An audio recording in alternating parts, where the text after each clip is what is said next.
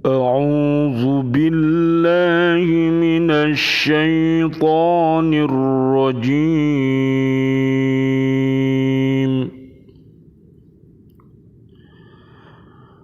بسم الله الرحمن الرحيم.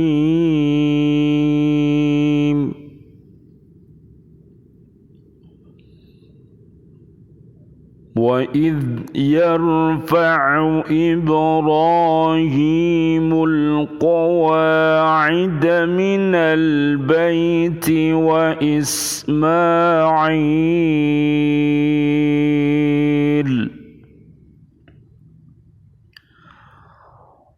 ربنا تقبل منا إنك أنت السميع العليم.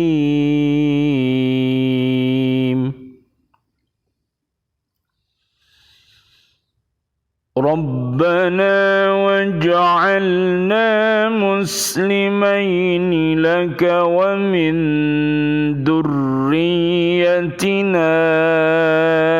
أمة مسلمة لك وأرنا مناسكنا وتب علينا إنك أنت التواب الرحيم.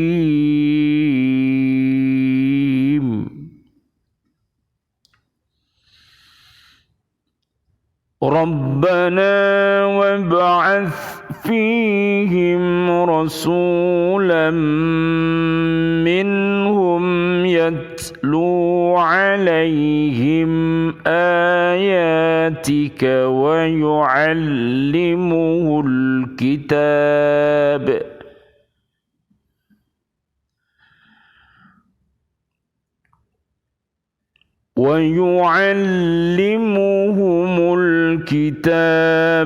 والحكمة ويزكيهم إنك أنت العزيز الحكيم.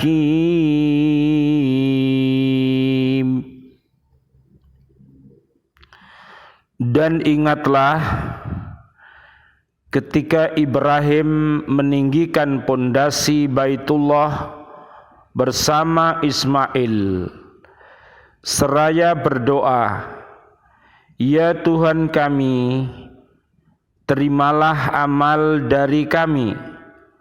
Sungguh Engkaulah yang Maha Mendengar, Maha Mengetahui.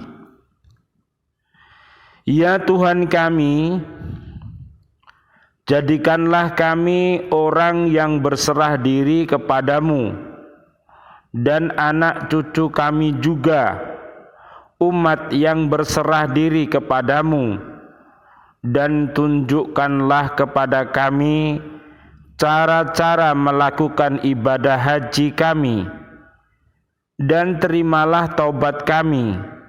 Sungguh Engkaulah yang Maha Penerima Taubat, Maha Penyayang. Ya Tuhan kami, utuslah di tengah mereka seorang rasul dari kalangan mereka sendiri, yang akan membacakan kepada mereka ayat-ayat-Mu dan mengajarkan kitab dan hikmah kepada mereka dan mensucikan mereka. Sungguh Engkaulah yang Maha Perkasa, Maha Bijaksana. Surat Al-Baqarah ayat 127, 128 dan 129.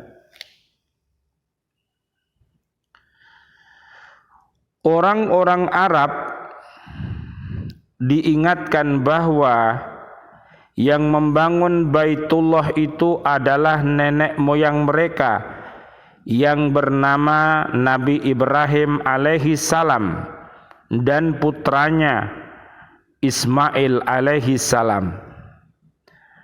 Nabi Ibrahim alaihi salam adalah nenek moyang orang-orang Arab melalui putranya Nabi Ismail alaihi salam.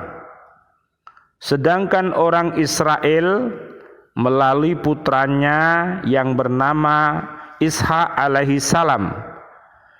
Seluruh orang Arab mengikuti agama Nabi Ibrahim alaihi salam.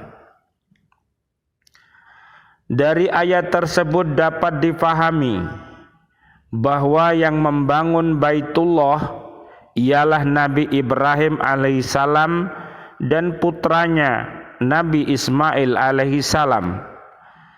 Tujuannya adalah untuk beribadah kepada Allah, bukan untuk yang lain, sebagai peringatan bagi dirinya yang akan diingat-ingat oleh anak cucunya di kemudian hari.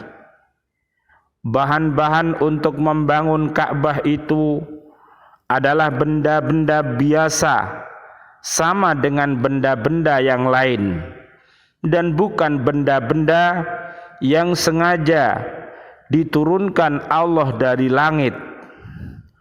Semua riwayat menerangkan Ka'bah secara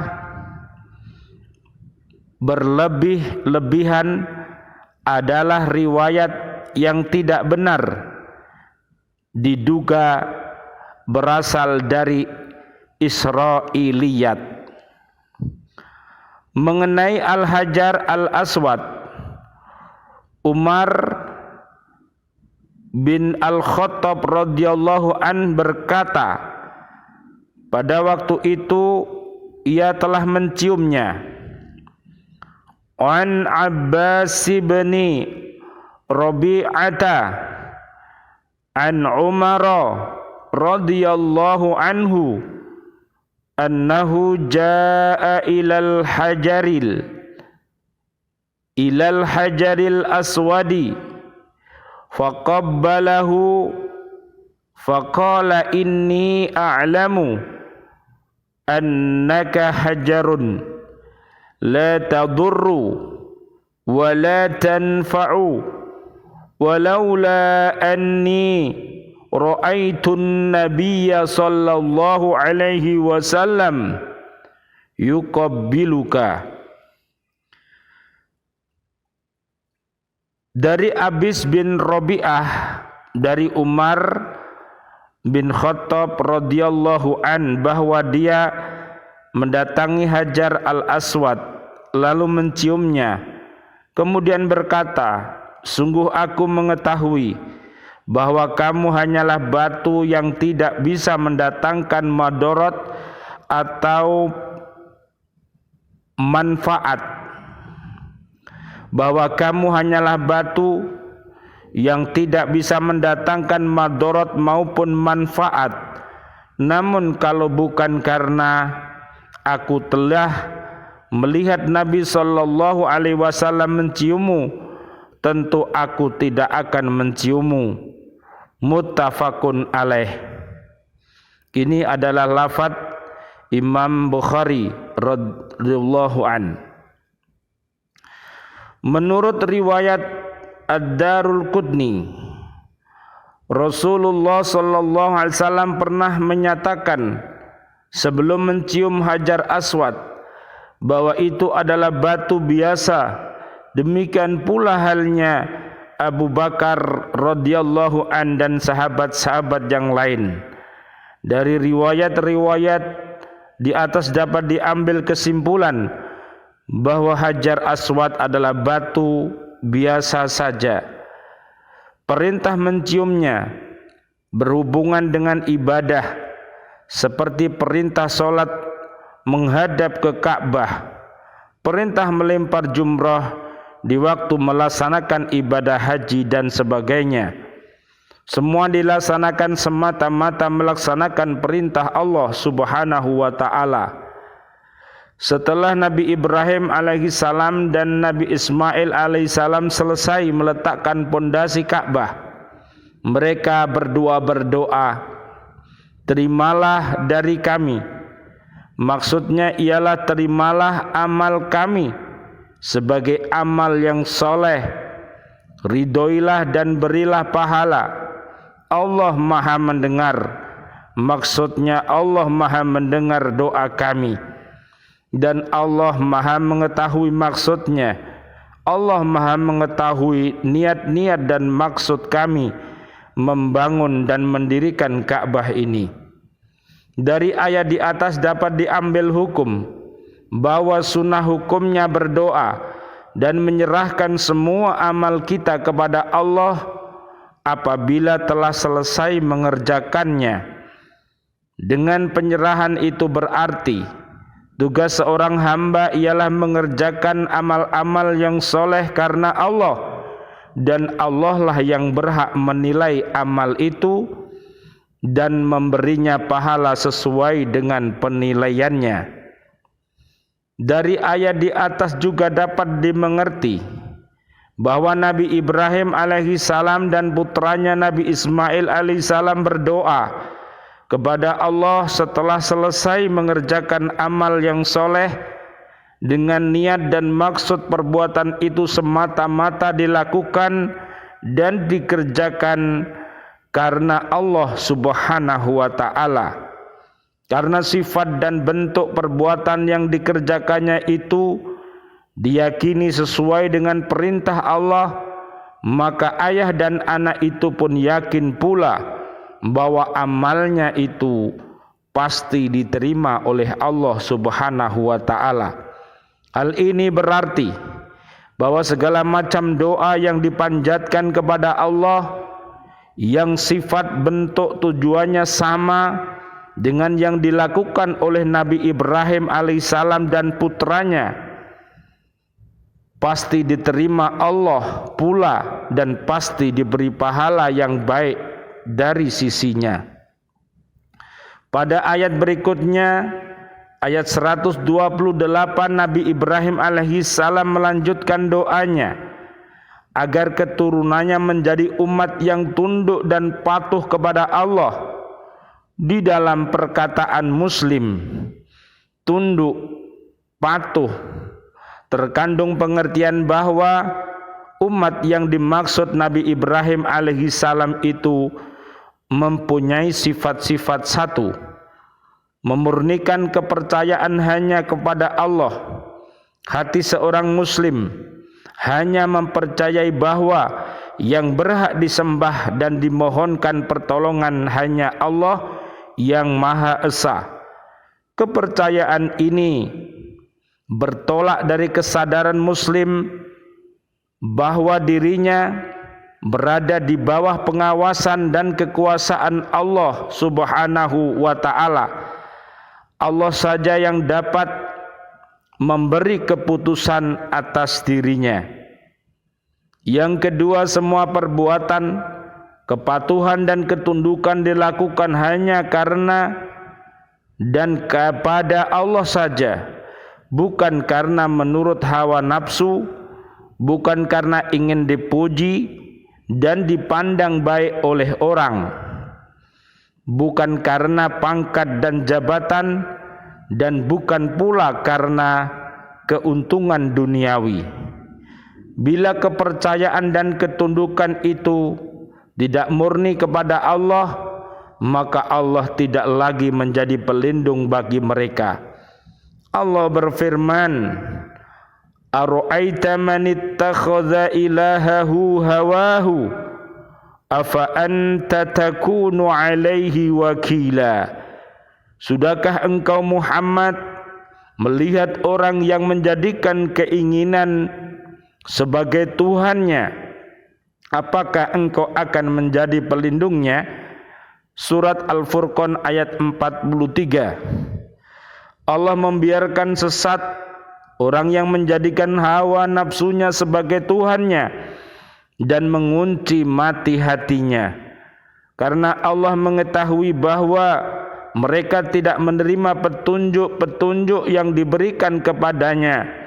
Allah berfirman, afara'aita man ittakhadha ilahahu hawahu wa adallahu Allahu ala ilmin wa khatama ala sam'ihi wa qalbihi wa ja'ala ala basarihi gishawatan faman yahdihi min ba'dillahi afala tadakkarun. Maka pernahkah kamu melihat orang yang menjadikan hawa nafsunya sebagai Tuhannya dan Allah membiarkan sesat dengan sepengetahuannya, dan Allah telah mengunci pendengaran dan hatinya serta meletakkan tutup atas penglihatannya, maka siapakah yang mampu memberinya petunjuk setelah Allah membiarkannya sesat? Mengapa kamu tidak mengambil pelajaran? Surat Al-Jasiyah ayat 23. Pada ayat 124 yang lalu Nabi Ibrahim alaihissalam berdoa agar keturunannya dijadikan imam. Allah menjawab, keturunan Nabi Ibrahim alaihissalam yang dolim tidak termasuk di dalam doa itu. Karena itu pada ayat 128 ini Nabi Ibrahim alaihissalam mendoakan agar sebagian keluarganya dijadikan orang yang tunduk patuh kepada Allah Subhanahu wa taala. Dalam hubungan ayat di atas terdapat petunjuk bahwa yang dimaksud dengan keturunannya itu ialah Nabi Ismail alaihissalam dan keturunannya yang akan ditinggalkan di Makkah, sedang ia sendiri kembali ke Syam. Keturunan Nabi Ismail alaihissalam inilah yang menghuni Makkah dan sekitarnya, termasuk Nabi Muhammad sallallahu alaihi wasallam. Inilah yang dimaksud dengan firman Allah, millata abikum Ibrahim huwa sammakumul muslimina min qablu wa fi hadza liyakuna ar-rasulu syahidan 'alaikum wa takunu syuhada'a 'alan nas. Ikutilah agama nenek moyangmu Ibrahim. Dia Allah telah menamakan kamu orang-orang muslim sejak dahulu, dan begitu pula dalam Al-Quran ini, agar Rasul Muhammad itu menjadi saksi atas dirimu dan agar kamu semua menjadi saksi atas segenap manusia. Surat Al-Hajj ayat 78. Ibrahim alaihissalam dan Ismail alaihissalam memohon kepada Allah agar ditunjukkan cara-cara mengerjakan segala macam ibadah dalam rangka menunaikan ibadah, tempat wukuf, tawaf, sa'i dan sebagainya, sehingga dia dan anak cucunya dapat melaksanakan ibadah sesuai dengan yang diperintahkan Allah Subhanahu wa taala. Di dalam ayat ini Nabi Ibrahim alaihissalam memohon kepada Allah agar diterima taubatnya, padahal Nabi Ibrahim alaihissalam adalah seorang nabi dan rasul. Demikian pula putranya. Semua nabi dan rasul dipelihara Allah dari segala macam dosa atau maksum. Karena itu maksud dari doa Nabi Ibrahim dan putranya ialah satu, Nabi Ibrahim alaihissalam dan putranya Nabi Ismail alaihissalam memohon kepada Allah agar diampuni segala kesalahan yang tidak disengaja, yang tidak diketahui, yang dilakukannya tanpa kehendaknya sendiri. Dua, sebagai petunjuk bagi keturunan dan pengikutnya di kemudian hari, agar selalu mensucikan diri dari segala macam dosa dengan bertaubat kepada Allah dan menjaga kesucian tempat mengerjakan ibadah haji. Allah Maha Penerima Taubat. Ialah Allah sendirilah yang menerima taubat hamba-hambanya. Tidak ada yang lain. Dia selalu menerima taubat hamba-hambanya yang benar-benar bertaubat, serta memberi taufik agar selalu mengerjakan amal-amal yang soleh. Allah Maha Penyayang. Ialah Allah Maha Penyayang kepada hamba-hambanya yang bertaubat dengan menghapus dosa dan azab dari mereka. Selanjutnya Nabi Ibrahim alaihissalam berdoa agar Allah mengangkat seorang rasul dari keturunannya yang memurnikan ketaatan kepadanya untuk memberi berita gembira, memberi petunjuk dan memberi peringatan. Allah Subhanahu wa taala mengabulkan doa Nabi Ibrahim alaihissalam dengan mengangkat dari keturunannya nabi-nabi dan rasul, termasuk Nabi Muhammad sallallahu alaihi wasallam, nabi yang terakhir. Rasulullah Muhammad sallallahu alaihi wasallam bersabda, "Aku adalah doa Ibrahim alaihissalam dan yang diberikan sebagai berita gembira oleh Nabi Isa alaihissalam." Hadis riwayat Ahmad. Sifat dari rasul-rasul yang didoakan Nabi Ibrahim alaihissalam ialah: 1. Membacakan ayat-ayat Allah yang telah diturunkan kepada mereka agar ayat-ayat itu menjadi pelajaran dan petunjuk bagi umat mereka. Ayat-ayat itu mengandung ajaran tentang keesaan Allah, adanya hari kebangkitan dan hari pembalasan, adanya pahala bagi orang yang beramal soleh dan siksa bagi orang-orang yang ingkar, petunjuk ke jalan yang baik dan sebagainya. Yang kedua, mengajarkan kepada mereka Alkitab dan Al-Hikmah. Alkitab ialah Al-Quran, Al-Hikmah ialah mengetahui rahasia-rahasia, faedah-faedah, hukum-hukum syariat serta maksud dan tujuan diutusnya para rasul, yaitu agar menjadi contoh yang baik bagi mereka sehingga mereka dapat menempuh jalan yang lurus. Yang ketiga, mensucikan mereka ialah mensucikan diri dan jiwa mereka dari segala macam kesyirikan, kekufuran, kejahatan, budi pekerti yang tidak baik, sifat suka merusak masyarakat dan sebagainya. Nabi Ibrahim alaihissalam menutup doanya dengan memuji Tuhannya, yaitu dengan menyebut sifat-sifatnya yang maha perkasa dan yang maha bijaksana. Maha perkasa ialah tidak seorang pun dapat membantah perkataannya dan tidak seorang pun dapat mencegah perbuatannya. Maha bijaksana ialah yang maha menciptakan segala sesuatu dan penggunaannya sesuai dengan sifat guna dan faedahnya. Dari doa Nabi Ibrahim alaihissalam ini dapat dipahami bahwa memohonkan agar keturunannya diberi taufik dan hidayah sehingga dapat melaksanakan dan mengembangkan agama Allah, membina peradaban umat manusia dan mengembangkan ilmu pengetahuan menurut yang diridhoi Allah Subhanahu wa ta'ala.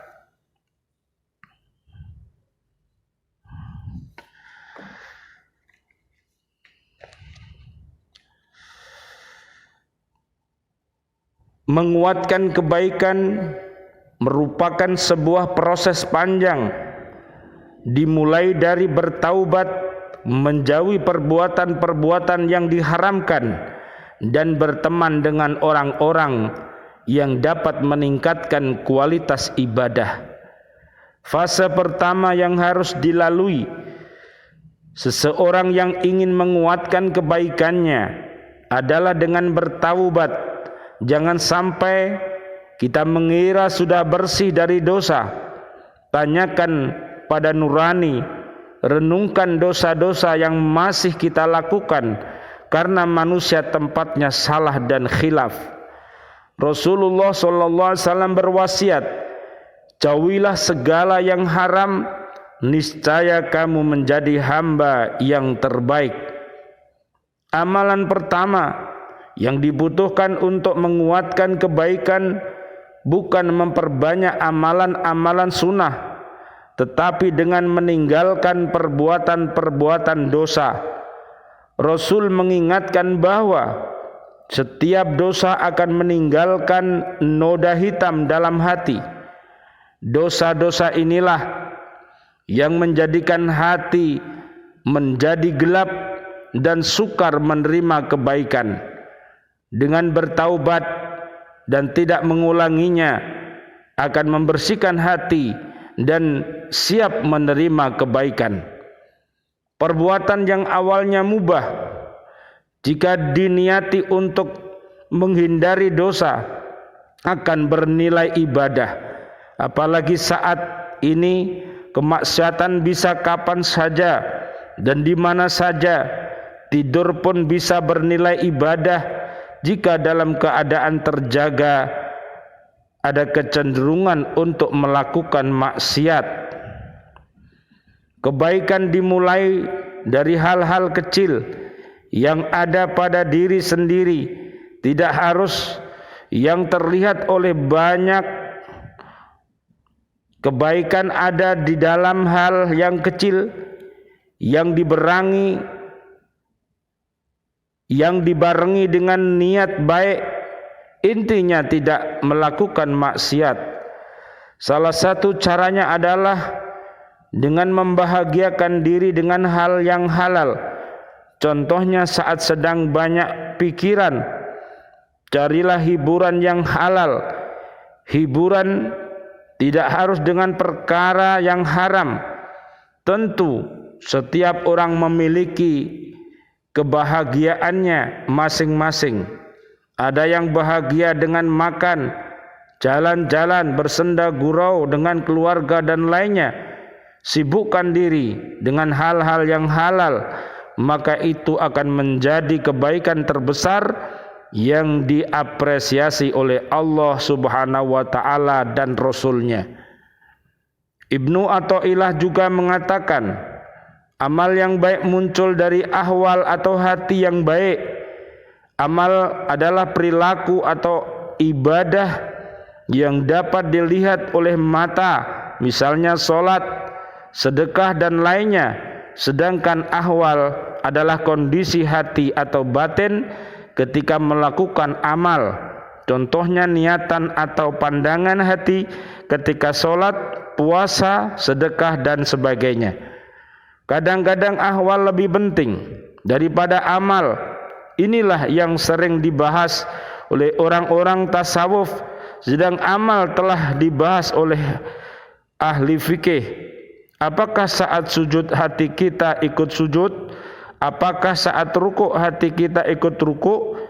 Ahwal yang baik menjadi sebuah pilar untuk meningkatkan kebaikan. Amal dimulai dari hati yang baik. Amal yang sama belum tentu memiliki ahwal yang sama. Sama-sama sholat tapi hasilnya bisa berbeda. Inilah poin penting bagi kita untuk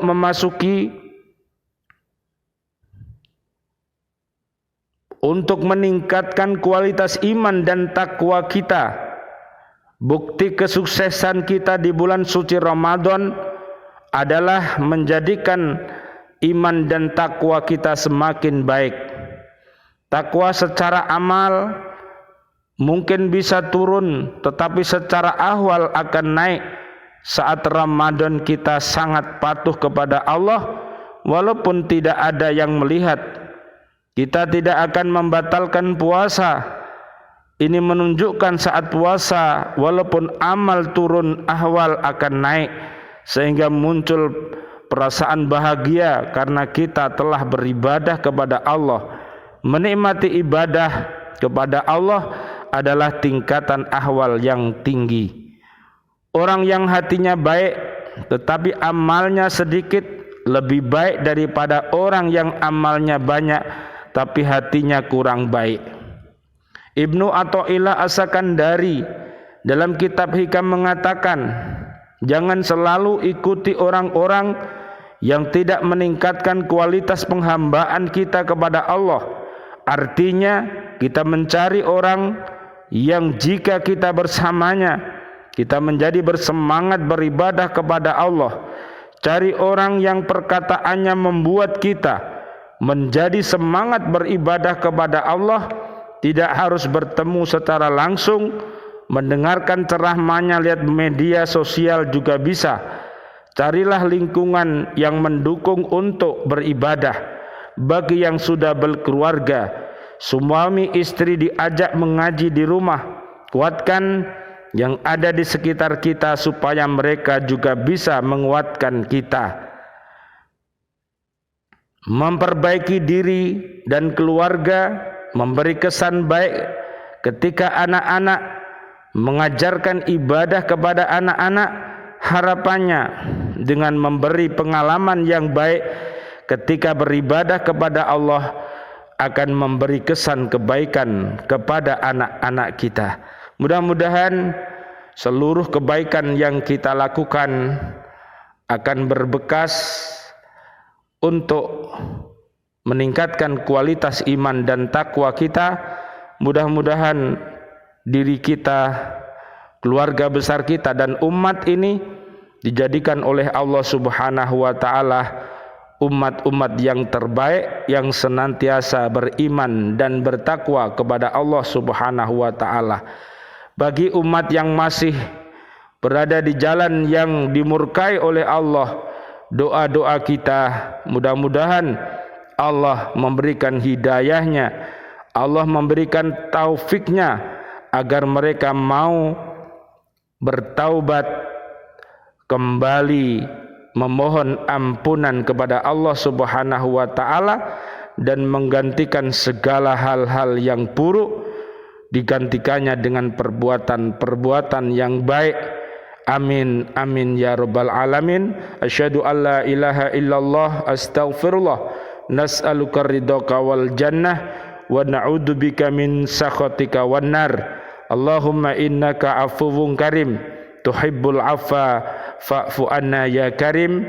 Amin amin ya rabbal alamin wal afu minkum. Assalamualaikum warahmatullahi wabarakatuh. Waalaikumsalam warahmatullahi wabarakatuh.